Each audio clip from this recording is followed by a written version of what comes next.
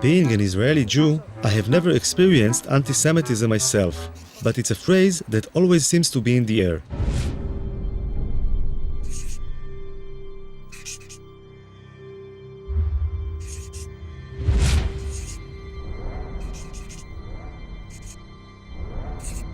Three words seem to appear over and over again: Holocaust, Nazi, anti-Semitism.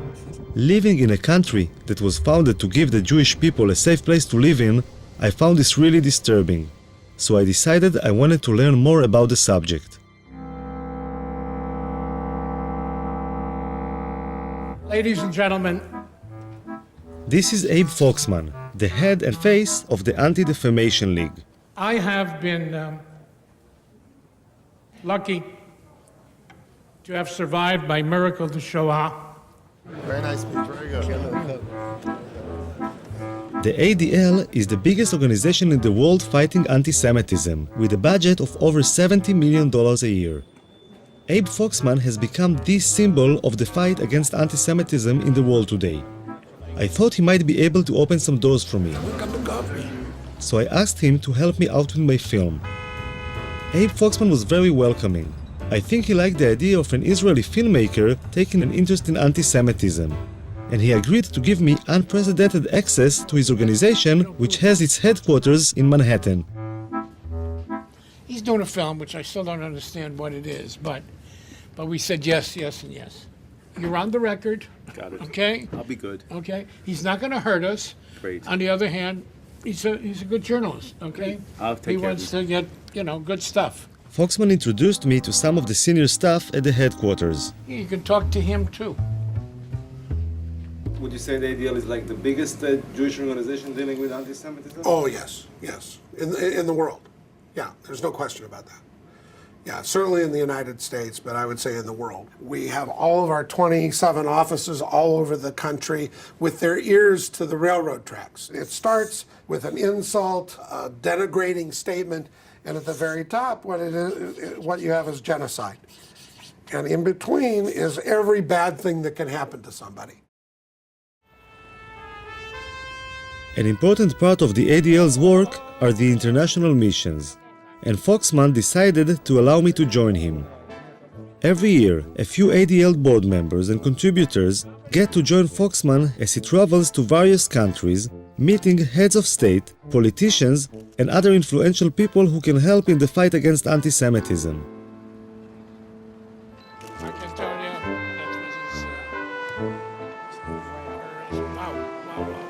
that Beautiful.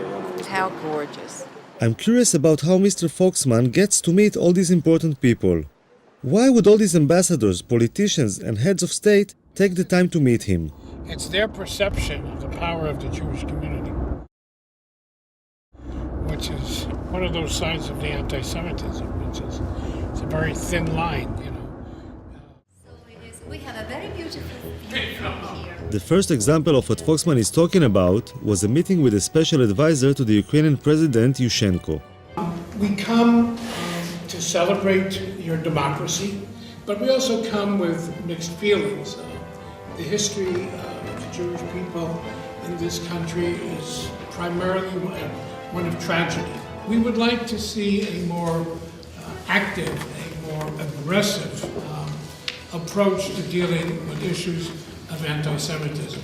It took a long Foxman is concerned about the Ukrainian government's comparison of the famine in the Ukraine before World War II with the Holocaust. The one thing that you need to be sensitive about is not to link it with the Holocaust. Be careful that it not be played as your genocide, our genocide, because that will be counterproductive on all sides. We, of course, respect Holocaust, And I understood your message, and we try to be very, very diplomatic. Here it is. I was impressed by the way Foxman handled the meeting, but it also raised some questions for me.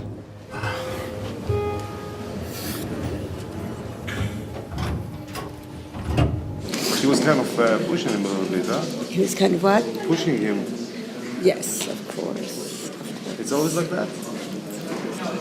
Yeah? Of course. I wasn't sure how bringing up things that had happened over 60 years ago had any relevance to fighting anti-Semitism today. In order to combat it effectively, I think that you have to take responsibility for anything that happened in the past and then reach the present and then go forward. With your husband, when you quarrel, sometimes you need to give some slack to get what you want. No. You always I bring tough? up everything from the past, 50 years, what his mother did. Absolutely not. No, that's not the American Jewish way. I don't know about the Israeli Jewish way.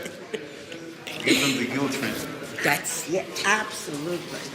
We need to play on that guilt.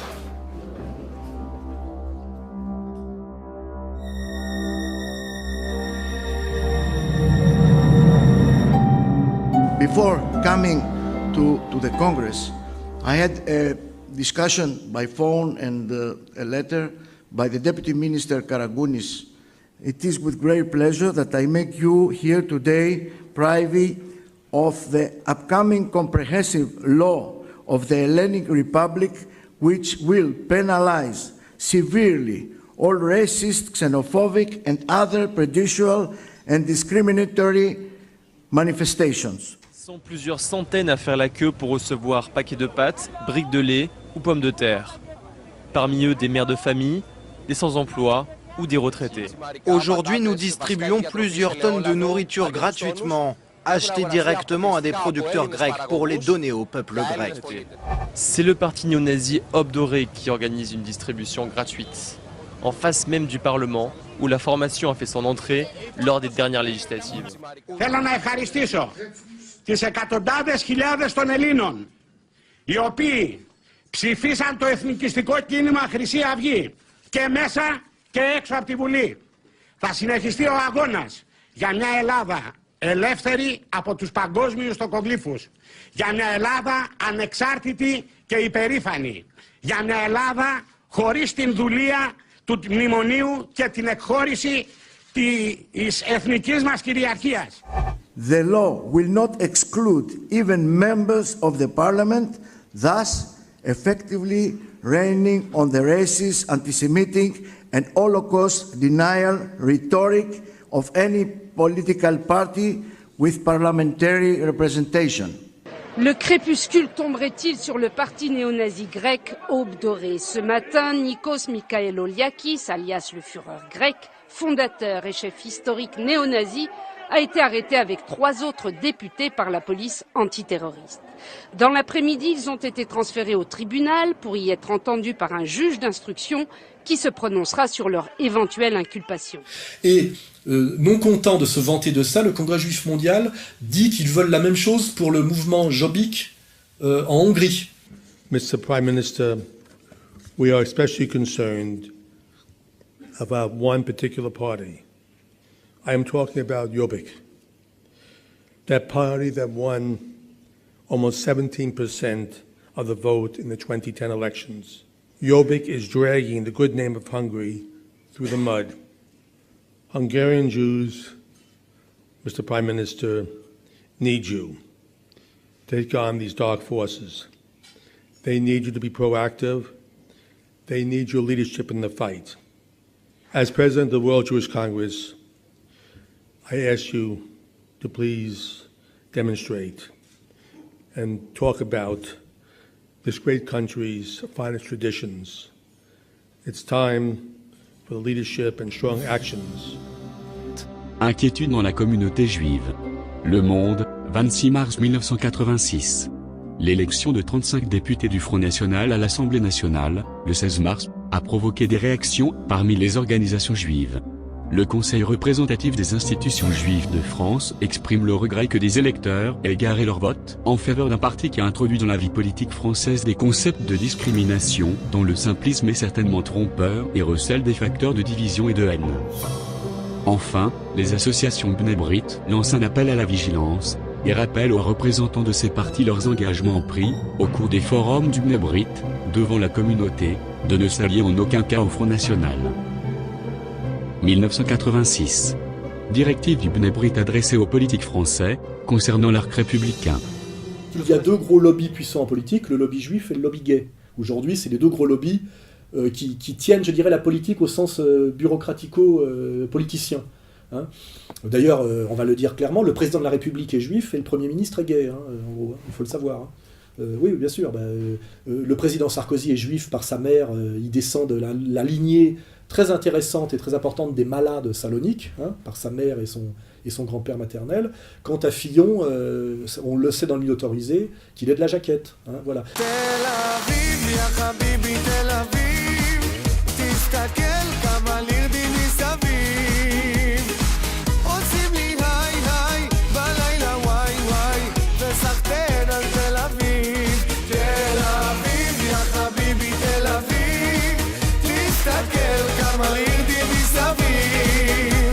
On voit bien à travers que les médias dominants n'arrêtent pas de nous parler d'antisémitisme en France, alors que la France est entièrement sous domination juive. C'est assez facile à vérifier. Il suffit de regarder la superstructure française dans tous les domaines. Par ma femme, je suis lié de manière éternelle à la communauté juive et à Israël, quand même. Regarder les noms et faire de la statistique. Hein, je veux dire, on voit bien qu'au niveau politique, au niveau administratif, au niveau culturel, au niveau médiatique, au niveau universitaire, il y a beaucoup de juifs, quand je rappelle par rapport à leur population, puisqu'ils sont 1% de la population française. Il suffit de comparer les musulmans au niveau de la superstructure française. Combien de musulmans recteurs d'université, combien de musulmans ministres, combien de musulmans patrons de grands médias, combien de musulmans dans la grande banque, combien de musulmans patrons d'industrie, combien de musulmans hauts fonctionnaires, et on a la réponse. Voilà, c'est qui a le pouvoir en France, qui ne l'a pas et qui ne l'a plus. Hein, voilà. Et certains même redoutaient que les Juifs, jusqu'alors dispersés, mais qui étaient restés ce qu'ils avaient été de tout temps, c'est-à-dire un peuple d'élite, sûr de lui-même et dominateur.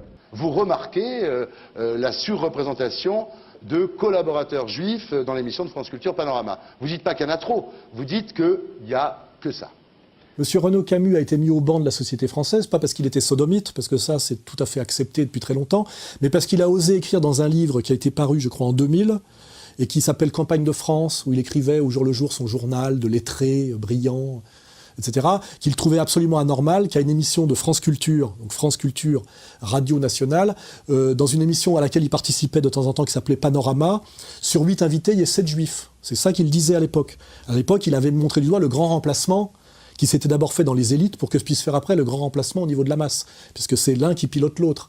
Alors il avait eu ce courage à l'époque. Il avait été massacré comme antisémite. C'est-à-dire que dans les années 2000, ça a un peu changé. Un antisémite, c'est quelqu'un qui disait qu'il était étonnant qu'à France Culture, dans une émission qui s'appelle Panorama, sur 8 invités, il y ait 7 juifs. Vous voyez, moi je trouve qu'il avait parfaitement raison, c'est absolument pas normal.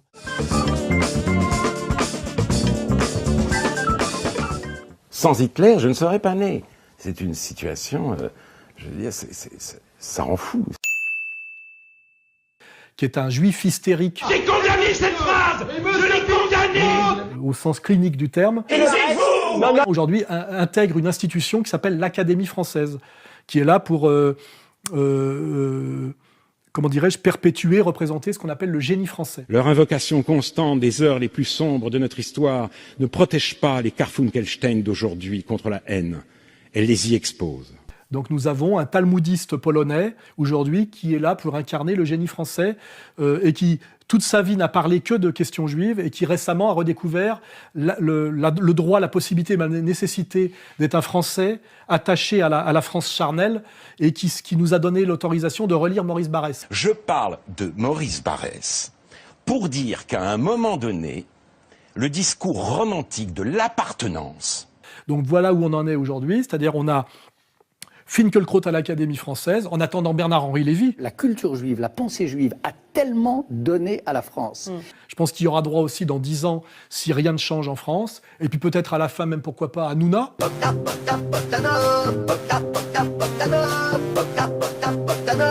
Je pense qu'il aimerait bien aussi. Il a bien postulé la présidence de France 2, pourquoi pas, à l'Académie française. Au point où on en est de tapin de l'Israël, on peut imaginer que tous ces gens-là veuillent l'épée, la bivère, etc. Parce qu'il y a cette mentalité nouveau riche, vous voyez, qu'on aime bien les honneurs. Tous unis, tous unis, tous unis. Chrétiens, juifs, musulmans, soyons frères. L'union pour nous, c'est la plus belle arme. Tous unis, tous unis, tous unis. La moitié au moins de la viande que consomment les Français est halal à leur insu, ce qui est absolument pas normal. Il y a des traditions qui sont des traditions ancestrales qui correspondent plus à grand-chose alors qu'elles correspondaient dans le passé à des problèmes d'hygiène. Et dès lors qu'il associe le halal au kasher, ce qui passait très bien, d'un seul coup, on a convocation à la commandantour, c'est-à-dire le rabbin Bernheim vient voir Fillon et lui remonte les bretelles.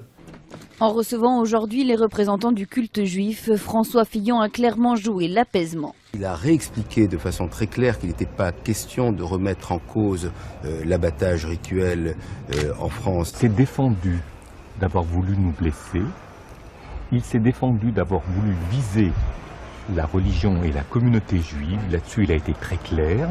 Et là on découvre quelque chose que je vais dire moi, que personne n'a le courage de dire, c'est qu'en réalité, et sur le plan rituel et sur le plan du commerce, le halal, c'est le kasher. Car il faut bien savoir que, comment dirais-je, le kasher est halal, mais que le halal n'est pas kasher. Et qu'en réalité, tout le commerce du halal est kasher. Et kasher au sens de à qui appartient le commerce du halal. Vous chercherez les noms, on va les produire. Monsieur Herzog, Monsieur Naouri, Monsieur Lévy-Lambert. Donc en réalité, le commerce du halal, qui est un énorme commerce, appartient, est dans les mains de la communauté qui a tellement souffert et qu'on ne peut pas nommer.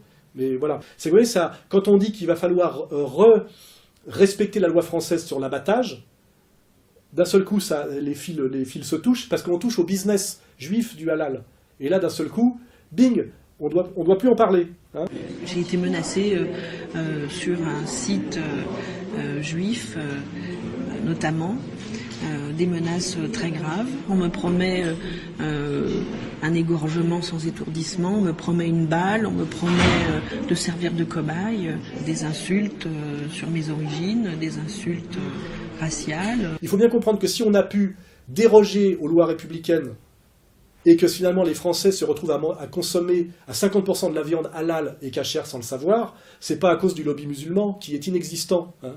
Je le répète une fois de plus, on peut se plaindre d'une certaine islamisation des masses immigrées françaises, mais combien de ministres musulmans, combien de recteurs d'universités musulmans, combien d'éditeurs musulmans, combien de ministres musulmans, combien de journalistes musulmans, combien de patrons de radio musulmans? Zéro. Voilà. Je ne vais pas vous faire après le même calcul pour l'autre communauté. Tous unis, tous unis, tous unis. Chrétiens, juifs, musulmans, soyons frères. Bon, tout de suite avec le secrétaire général d'SOS Racisme, c'est un succès pour vous? C'est plus qu'un succès, je crois que c'est un triomphe, puisqu'effectivement nous avons sinon maintenant les 500 000 personnes. Bon, on a parlé de politique et en disant que vous étiez récupéré, qu'est-ce que vous dites? Nous sommes récupérés effectivement par près de 500 000 potes, ni droite ni gauche, tous contre le racisme, tous unis pour la France multicolore. Bernard-Henri Lévy, il y a eu quelques problèmes notamment avec quelques personnalités juives qui étaient au sein du mouvement. Il y a eu quelques problèmes du point de vue de qui? Du point de vue d'autres personnalités qui n'étaient pas juives et qui vous ont reproché d'être trop présentes. Oui, mais là, je tiens à vous dire que sur cette affaire, je considère que le lobby juif, pas seulement ce qui me concerne, est capable de monter des opérations qui sont indignes.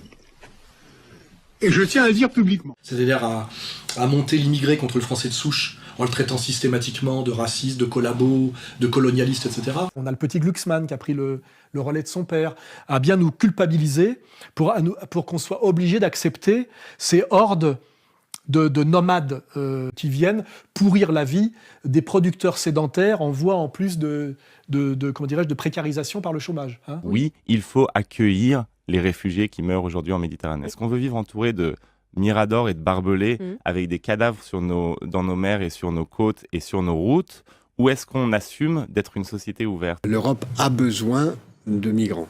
Elle en a besoin de façon vitale pour payer les retraites de ceux qui travaillent. C'est ça qu'on appelle, nous, l'économie positive, c'est-à-dire travailler dans l'intérêt des générations suivantes. Aujourd'hui, des réfugiés venus de Syrie, d'Irak, de Libye, d'Érythrée, de Somalie, du Soudan, veulent échapper au chaos. Le débat sur l'opportunité ou non de leur tendre la main est indigne de notre histoire et des valeurs universelles portées par la République. Les accueillir n'est ni un fardeau ni une invasion. C'est une obligation juridique et un devoir moral. Les Allemands ont compris que ces gens qui faisaient 5000 kilomètres sur des radeaux en prenant des risques inouïs pour venir jusqu'en Europe étaient des gens extraordinaires, étaient des caractères trempés. Il y a là un afflux de sang neuf, même si je n'aime pas cette expression. Il y a des gens qui sont peut-être dans ces migrants qui viennent d'arriver, les futurs Montaigne.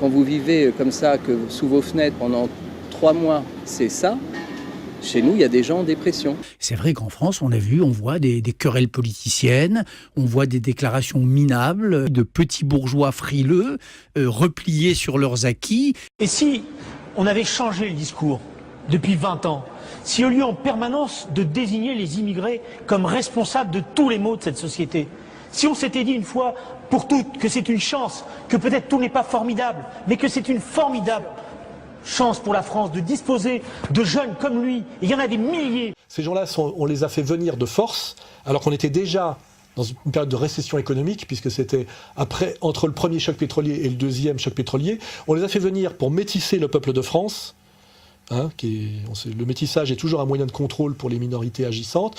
On les a fait venir pour les dresser contre les Français de souche à travers les éducateurs trotskistes qui les ont systématiquement fait l'apologie des voyous ethniques contre les Français de souche, montrés comme collabos, racistes, torturants en Algérie. On les a éduqués à la haine contre la France et les Français, il ne faut pas oublier.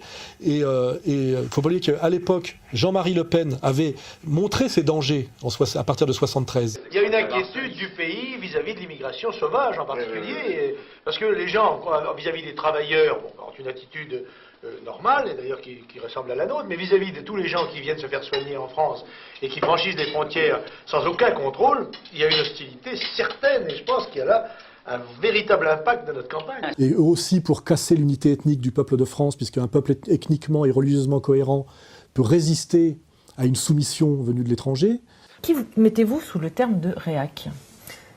Je mets des gens très différents, qui parfois s'opposent les uns aux autres, mais qui ont tous en commun le fait de refuser les évolutions de la société contemporaine, les métissages, les échanges, les mélanges qui constituent les sociétés européennes d'aujourd'hui. Tous unis, tous unis, tous unis. Chrétiens, juifs, musulmans, soyons frères. L'étranger, tu l'aimeras comme toi-même, car vous avez été esclaves au pays de l'Égypte. Mais cet fait aujourd'hui, c'est qu'il y a une réislamisation de ces immigrés dont le peuple français ne voulait pas, car ceux qui voulaient cette immigration, c'était le patronat, les loges, et sans doute un certain lobby communautaire qui voulait punir de façon définitive par le métissage la France de Pétain et de la Révolution nationale. C'est ça la réalité. Quel est l'objectif? Ça va faire parler, mais l'objectif, c'est relever le défi du métissage.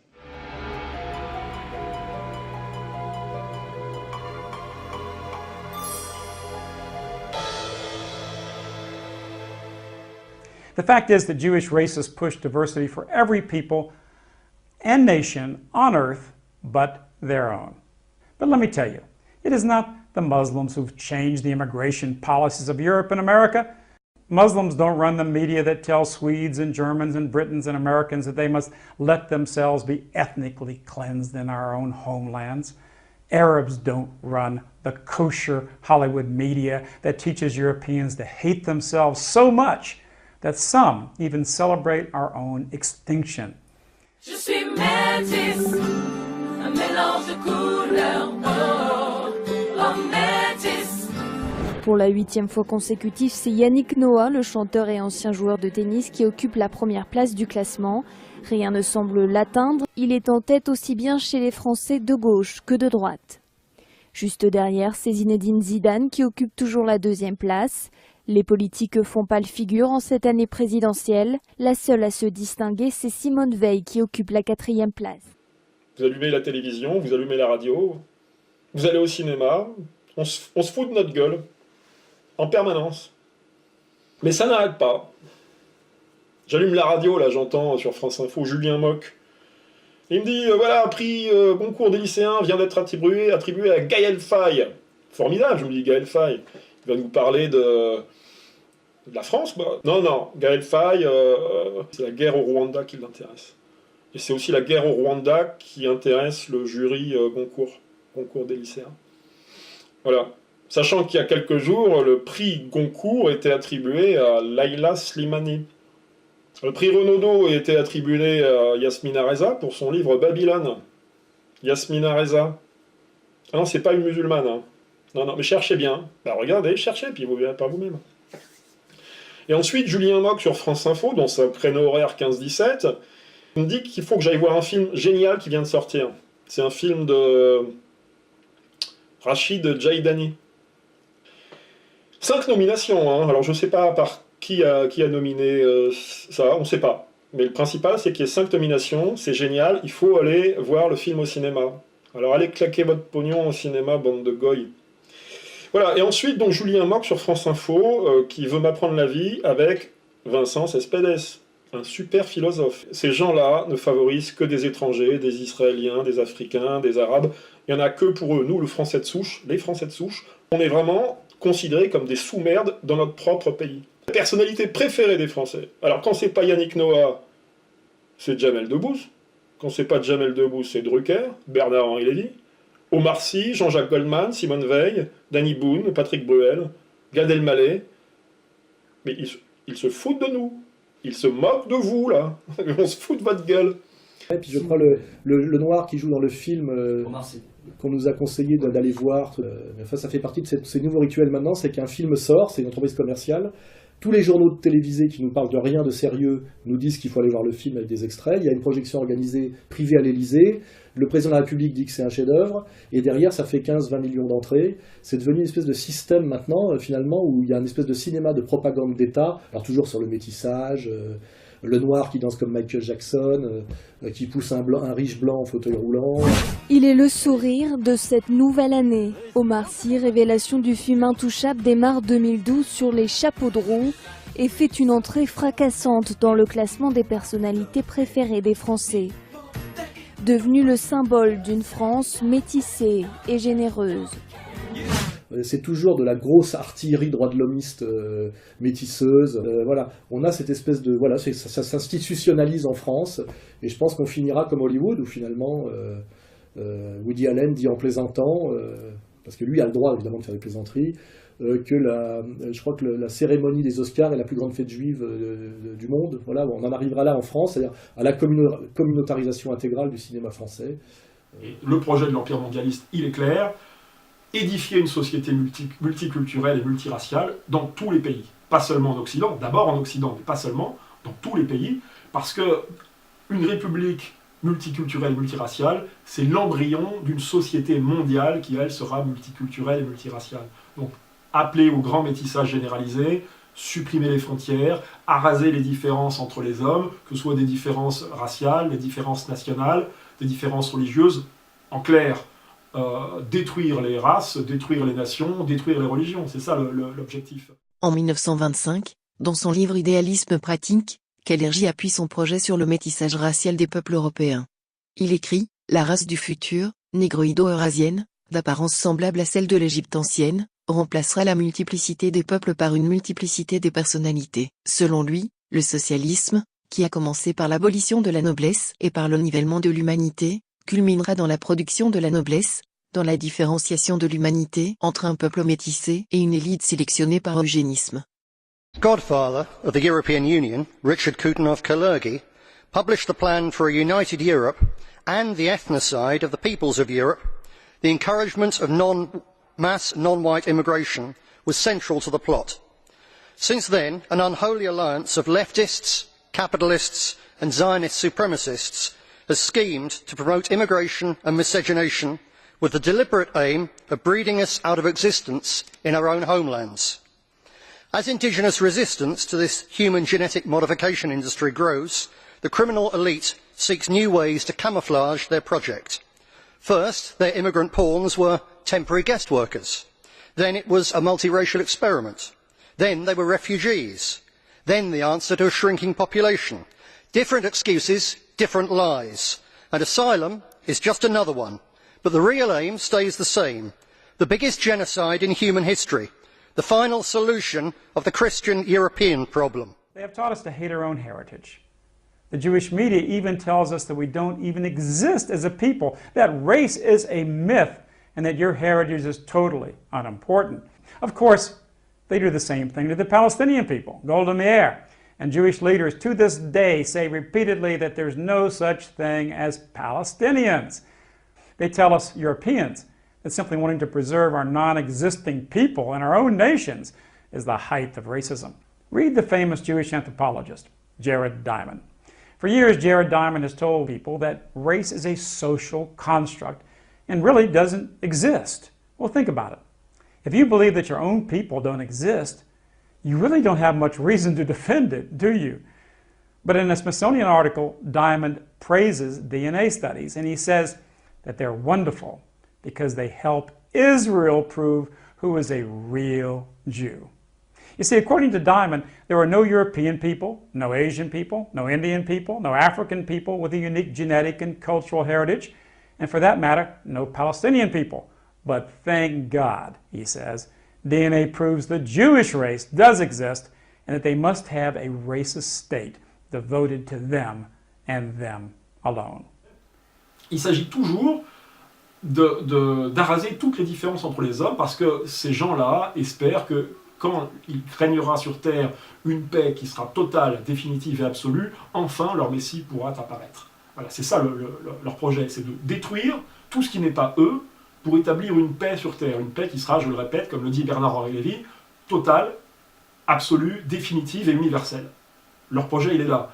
Donc le combat est très clair, c'est un combat entre les tenants du globalisme, de l'Empire, et les opposants à l'Empire qui, eux, simplement, sont des partisans des libertés tribales. Voilà. Moi, je fais partie des partisans des libertés tribales. Je suis pour la liberté. Je suis contre la dictature mondiale, contre le gouvernement mondial, contre la gouvernance mondiale, contre l'empire global et contre la dictature généralisée sur les corps et les âmes de l'ensemble de l'humanité. Voilà. Je suis humain, moi. Je suis pour l'humanité, contre les tenants du pouvoir totalitaire et absolu, qui sont essentiellement représentés par une petite communauté, celle que personne n'ose nommer, surtout à l'extrême droite d'ailleurs.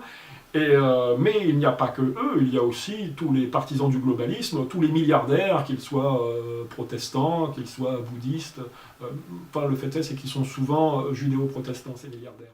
Le statu quo est le plus vraisemblable, même si on peut imaginer, rêver d'un Jérusalem devenant capitale de la planète, qui sera un jour unifié autour d'un gouvernement mondial. C'est un joli lieu pour un gouvernement mondial.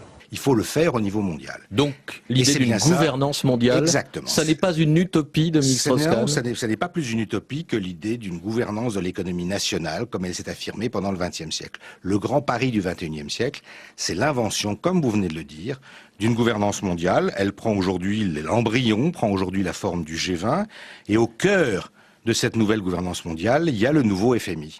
Strauss-Kahn annonçait la couleur. Il nous parle de la gouvernance mondiale. C'est-à-dire qu'il est déjà à l'étape suivante. They're part of the mind control system that they use through television and the media. The higher ups. That right there is in a book called The Elders of the Protocols of Zion. That was in like 1898. They was talking about how the Jews will use TV and media and propaganda to control the world and take over the world. So little things like that just, oh man, who wrote that book? It was a Russian who wrote that book too. Elders, whoever's watching this, Elders of the Protocol of Zion, read it. It gives you an idea, the blueprint to take over the world. L'union que nous désirons fonder ne sera pas une union française, anglaise, irlandaise ou allemande, mais une union juive universelle. L'enseignement juif doit s'étendre à toute la terre. Israélites, quelque endroit où le destin vous conduise, dispersés comme vous l'êtes sur toute la terre, vous devez toujours vous considérer comme faisant partie du peuple élu. Si vous vous rendez compte que la foi de vos pères est votre unique patriotisme, si vous reconnaissez qu'en dépit des nationalités que vous avez adoptées, vous restez et formez toujours et partout une seule et unique nation, si vous croyez que le judaïsme est la seule et unique vérité religieuse et politique, si vous êtes convaincus de cela, Israélites de l'univers, alors venez, entendez notre appel et envoyez-nous votre adhésion. Notre cause est grande et sainte et son succès est assuré. Le catholicisme, notre ennemi de tous les temps, gît dans la poussière, mortellement frappé à la tête. Le filet qu'Israël jette actuellement sur le globe terrestre s'élargit et s'étend, et les graves prophéties de nos livres saints vont enfin se réaliser. Le temps est proche où Jérusalem va devenir la maison de prière de toutes les nations et de tous les peuples, où la bannière unique de Dieu d'Israël sera déployée et hissée sur les rivages les plus lointains. Mettons à profit toutes les occasions. Notre puissance est immense. Apprenons à adapter cette puissance à notre cause. Qu'avez-vous à craindre? Le jour n'est pas éloigné où toutes les richesses, tous les trésors de la terre deviendront la propriété des enfants d'Israël. Les nationalités doivent disparaître, les religions doivent être supprimées. Israël ne doit pas disparaître car ce petit peuple est l'élu de Dieu. Voilà. Donc ça, c'est les déclarations de Adolphe Crémieux, qui nous présente comme un juif du pape, donc un juif assimilé, parfaitement français et patriote. Voilà. Car à la fin des temps, les sages nous ont dit que les nations du monde reconnaîtront la suprématie du peuple d'Israël, la grandeur du peuple d'Israël. Les nations du monde se prosterneront devant les juifs. Là, tu es de l'avant. Qu'est-ce que tu es en train de t'assimiler, toi, avec les nations du monde? Et quand tu as parlé de religion de violence, quand on parle de l'islam, je rappelle que la religion juive, je suis de l'Ancien Testament, est la religion violente par excellence, puisque c'est une religion qui prétend qu'il y a un peuple élu et que la terre lui est promise. Je vous enlèverai d'entre les païens, et vous rassemblerai de tous les pays, et vous amènerai sur votre propre terre. Vous mangerez la chair des puissants, et boirez le sang des princes de la terre. Et vous mangerez de la graisse à satiété, et boirez du sang jusqu'à en être ivre, à ce sacrifice que j'immolerai pour vous. C'est-à-dire que je précise donc que la religion juive est une déclaration de guerre au reste de l'humanité sur des critères raciaux. Yahvé, ton Dieu, chassera peu à peu ces nations devant toi. Tu ne pourras pas les exterminer promptement, de peur que les bêtes sauvages ne se multiplient contre toi. Yahvé, ton Dieu, te les livrera, et il jettera parmi elles une grande consternation, jusqu'à ce qu'elles soient détruites. Il livrera leur roi entre tes mains, et tu feras disparaître leur nom du dessous les cieux. Personne ne tiendra devant toi, jusqu'à ce que tu les aies détruits. C'est une confrontation spirituelle entre deux conceptions de l'humanité. Une conception totalitaire et globale, et puis une conception qui pense que la richesse de l'humanité réside dans sa diversité, dans la diversité humaine. Donc nous, on est contre le métissage, on est contre la suppression des frontières, on est contre le grand mélange, et on est contre la société de consommation. Voilà. Cette reconquête nationale ne se fera que par une solidarité, je dirais, contre le pouvoir oligarchique, dans le respect mutuel et aussi dans le respect des différences. Hein.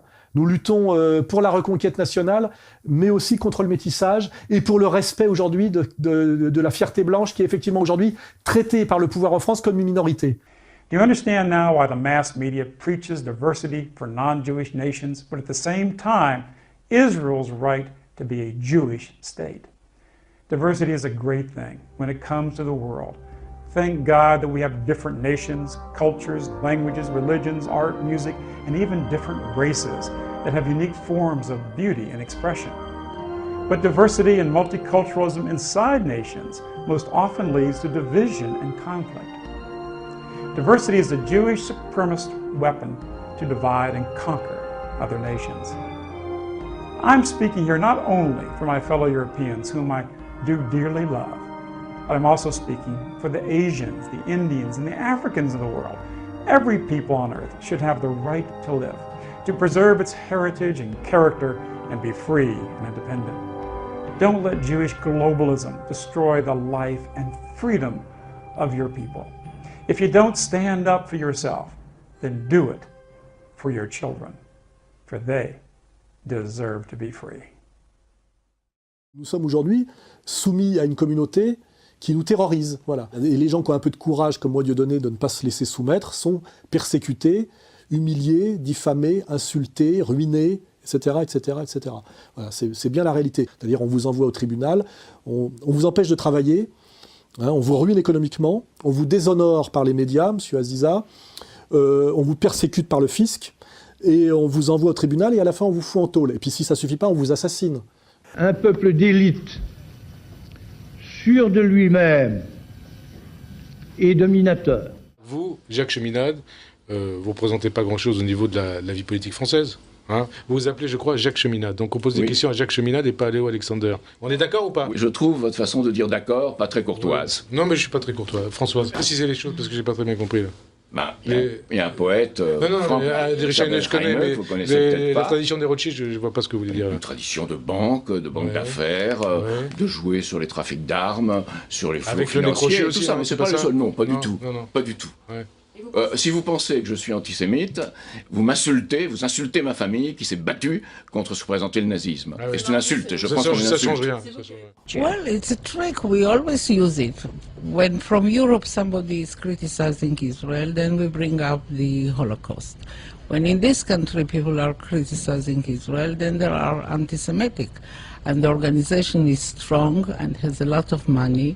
Or, comment décrire autrement la véritable invasion qui est en train de se produire dans notre pays, la constitution de véritables villes étrangères, imperméables à l'autorité, au fisc, à la police, et cette invasion, je ne sais pas comment dire cela autrement. Le jour où nous aurons en France, non plus 5 millions mais 25 millions de musulmans, ce sont eux qui commanderont. Et les Français raseront les murs, descendront des trottoirs en baissant les yeux. Les milliards d'Israël, c'est sous-titré escrocs juifs et financiers internationaux, mais le titre est modulable, ça peut être escrocs internationaux et financiers juifs. La couverture à elle seule m'a valu 2 mois de prison ferme. Alors écoutez, moi c'est vrai qu'au début je me disais que je n'irais pas en prison, parce qu'en prison on peut se faire tuer beaucoup plus facilement que dans la rue. C'est très simple, il suffirait au pouvoir de payer un petit arabe qui s'est pris 10 ou 15 ans de prison et de lui dire écoute, lui tu nous le plantes, et puis tu sortiras d'ici peu. C'est pas bien compliqué. Mais je me suis dit, s'il faut aller en prison, on ira en prison. S'il faut faire 1 an de prison, je fais des frais aller 1 an de prison. Je pourrais même faire 2 ans de prison s'il le faut. Mais personne ne me retirera le droit de dire la vérité. Je n'invente rien, ce n'est pas un pamphlet. Je dis simplement, j'expose des faits. Et personne ne m'empêchera de le faire. On n'est pas aujourd'hui ici, on n'est pas en Albanie en 1955. On est en France en 2015. Il y a quand même un certain respect pour les intellectuels en France. On n'est pas en Albanie ici. Et je continuerai à le dire. S'il faut faire de la tôle, je ferai de la tôle. Voilà, c'est comme ça que ça va se passer. Et je pense que je ne suis pas tout seul à penser comme ça. On est quand même un certain nombre. Et on est suivi par beaucoup de gens aujourd'hui. Et donc je suis persécuté de façon... et harcelé de façon hystérique et permanente. Donc c'est ça un nouveau procès qui arrive par la communauté qui a tout pouvoir en France. Moi, en tout cas, j'y vais pas. C'est fini. Je n'y vais plus. Je me sens maintenant exactement en situation de résistance. Je ne veux pas être jugé par ces gens-là. Je ne leur reconnais pas le droit de me dire ce que j'ai le droit de dire, ce que j'ai le droit de penser, ce que j'ai le droit d'écrire. Je ne leur reconnais aucune autorité. Ce sont des collabos. Je ne suis pas un larbin qui va obéir à des coteries, à des lobbies, à des tribus, à des bandes, à des gangs, à des associations, à des maçonneries qui vont me dire quand j'ai le droit de parler et quand j'ai le droit de fermer ma gueule. Maintenant, je l'ouvre et je leur dis que je les emmerde. Citoyens français, libres dans mon pays, je suis un résistant déclaré.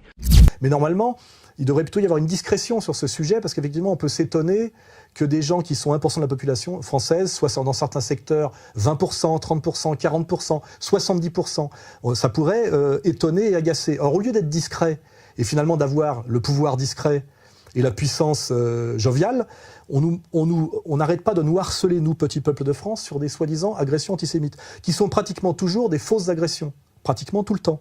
RER, l'histoire du RER, l'histoire du rabbin Fari, l'histoire du local qui avait brûlé, l'histoire de l'école en banlieue qui avait brûlé. Ce sont systématiquement des fausses agressions, des escroqueries à l'assurance, des trucs mensongers.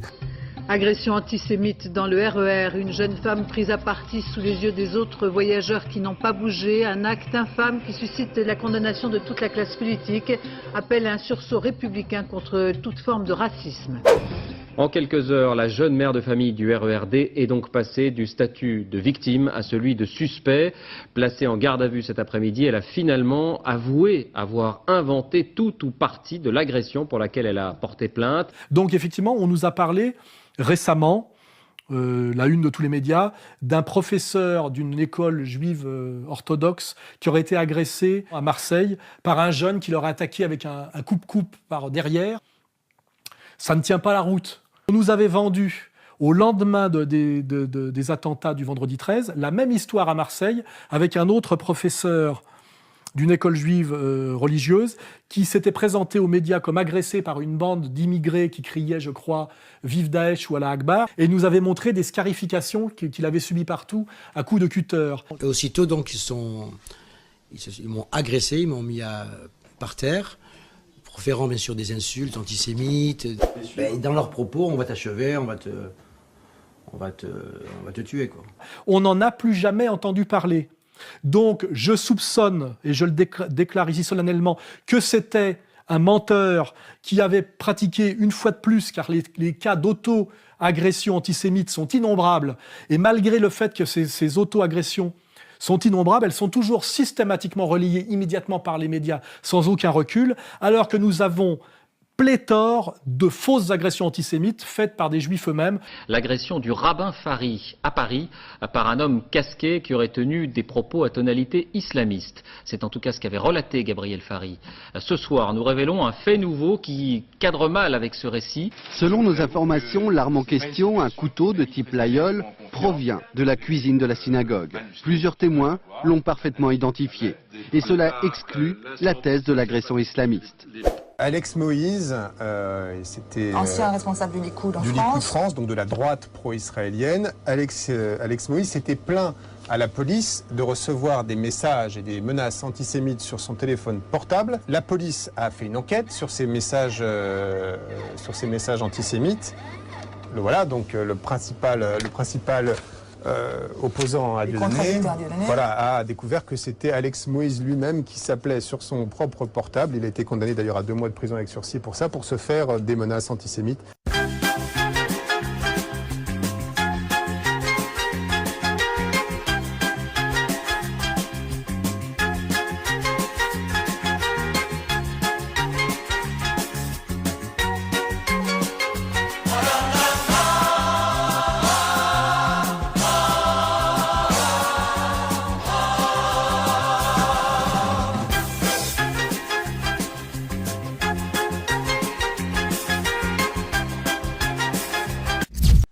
Vous redemander que la France présente des excuses pour ce qui s'est passé à Vichy. Votre position est toujours la même. Ils attendront longtemps, ils n'en auront pas. La France n'a pas d'excuses à donner, ni la République. À aucun moment je ne l'accepterai. Je considère que c'est une demande excessive de gens qui ne sentent pas profondément ce que c'est que d'être français, l'honneur d'être français et l'honneur de l'histoire de France. Et vous recommanderiez à vos successeurs, s'ils sont de droite, d'adopter la même attitude. Ils font ce qu'ils veulent, mais bien sûr. Pas de recommandation à faire. Non, mais parce que la pression va se faire également sur eux. Dans 100 ans, peut-être aussi encore. Ouais. Qu'est-ce que ça veut dire? C'est l'entretien de la haine. Et ce n'est pas la haine qui doit gouverner la France.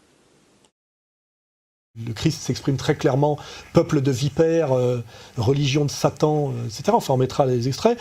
Qu'on vous dise après que finalement, ce peuple a été chassé tous les 35 ans de tous les pays où il a mis les pieds depuis 2500 ans, commençant par l'Égypte, plus 4 fois du Royaume de France, de Pologne, d'Angleterre, de Russie. On va mettre les dates. Et pour ça, on peut s'appuyer sur Rav von Chaya, qui fait très bien le boulot. Ils ont bougé, les Juifs. Regardez ici une carte historique qui nous montre comment, entre l'an 1000 et l'an 1500, expulsion. Chaque tache noire, c'est une expulsion forcée. Tu en as 15. Entre l'an 1500, tu as 15 expulsions forcées. En moyenne, tous les 33 ans, tu as un ange qui vient, coup de pied aux fesses, tac, tu dégages.